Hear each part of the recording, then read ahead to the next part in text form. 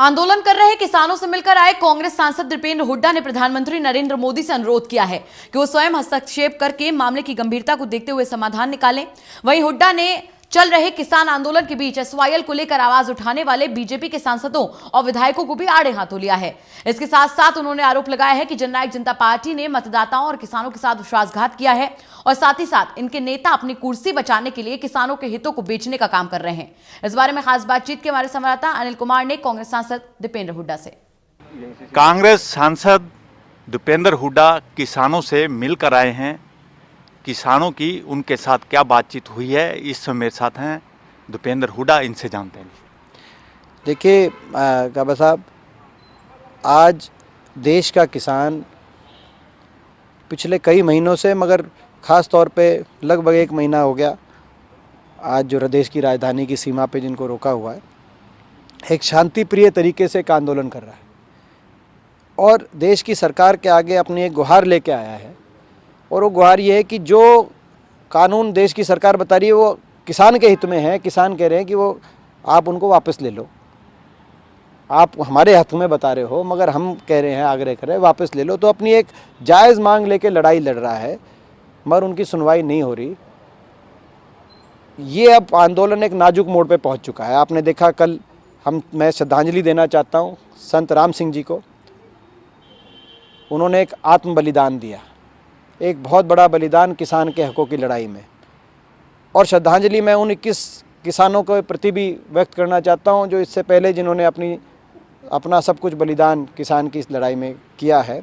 सरकार अब समझे कि ये जो किसान का आंदोलन एक नाजुक मोड़ में पहुंच चुका है। गंभीरता समझते हुए मैं आग्रह करना चाहता हूं, अपील करना चाहता हूं कि प्रधानमंत्री जी स्वयं अब हस्तक्षेप करें और किसान आंदोलन का समाधान निकले।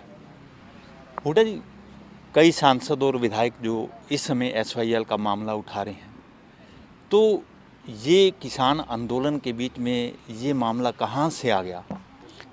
मैं सवाल पूछना चाहता हूँ बीजेपी के उन सांसदों, उन विधायकों से जो एसवाईएल का भी मामला उठा रहे हैं कि 3 साल पहले जब सुप्रीम कोर्ट ने हमारे हरियाणा के हक में फैसला दिया था तो ये कहाँ छुपे हुए थे 3 साल से? क्यों चुप थे?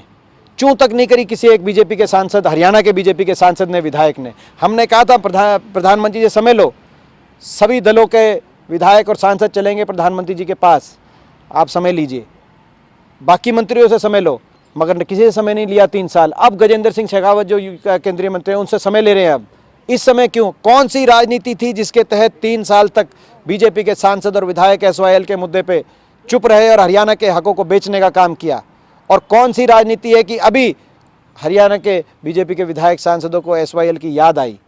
लोग समझ चुके हैं, प्रदेश के लोग इस राजनीति को, भाजपा की इस राजनीति को समझ चुके हैं और नकार चुके। आने वाला समय इनको नकारने का काम करेगा। जहाँ तक एसवाईएल की बात है, हम एक बूंद भी पानी किसी और प्रदेश को लेने नहीं देंगे। हरियाणा का लड़ाई लड़ेंगे। और जहाँ तक इन 3 कानूनों पर लड़ाई की, संघर्ष की बात है, हम इसमें भी किसान के साथ संघर्ष कंधे से कंधा मिला के करेंगे।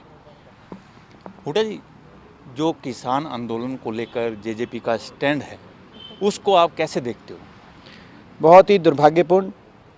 जेजेपी का तो ऐसा स्टैंड है कि मेरा मानना है कि स्वर्गीय देवीलाल जी भी ऊपर से जो है जब देखते होंगे उनकी आत्मा भी रोती होगी। किसान के साथ इतना बड़ा धोखा, किसान के साथ विश्वासघात, पहले अपने वोटर के साथ विश्वासघात किया जब इन्होंने सरकार बनवाई बीजेपी की, और अब किसान के साथ विश्वासघात करके अपने सत्ता लोभ के लिए, अपनी कुर्सी के लिए किसान के हकों को बेचने का ये काम कर रहे हैं। जेजेपी को पहले दिन समर्थन वापस ले लेना चाहिए था। अभी भी समय है जेजेपी समर्थन वापस ले, मगर दुर्भाग्य है कि वो किसान के ऊपर उन्होंने कुर्सी को माना है, समझा है।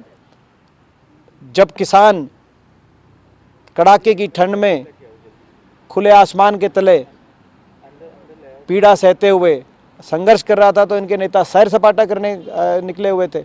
तो किसान को जो आज नकार रहे हैं जो लोग, आने वाला समय उनको नकारेगा। ये थे मेरे साथ कांग्रेस सांसद दीपेंद्र हुड्डा। इन्होंने केंद्र की मोदी सरकार से मांग की है 3 कृषि कानूनों को निरस्त किया जाए।